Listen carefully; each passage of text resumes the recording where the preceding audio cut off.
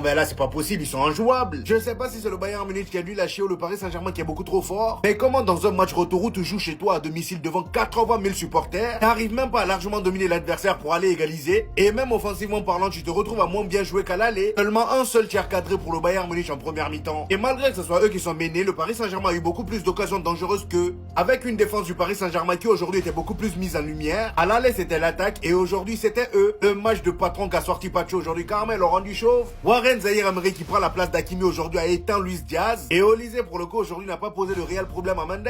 Le grand retour marquant de ce match-là les amis c'est tout simplement Fabian Ruiz. Et dire que certains Parisiens doutaient de sa titularisation aujourd'hui, et bah le gars a tout simplement fermé des bouches. Il y a qu'à voir le but d'Ousmane Dembélé. Le magnifique 1-2 qu'il fait avec Kvaratskhelia même, on va en parler. Dès la deuxième minute ils ont voulu terminer le boulot. Vitinha a fait la passe à Kvaratskhelia. Le gars savait déjà ce qu'il voulait faire. Remise rapide de balle à Fabian Ruiz sans contrôle et il enchaîne directement avec une course vers l'avant. Bien évidemment étant donné que c'est travaillé à l'entraînement. Et oui les amis, là on parle d'une équipe collective. Tactiquement parlant ça respire.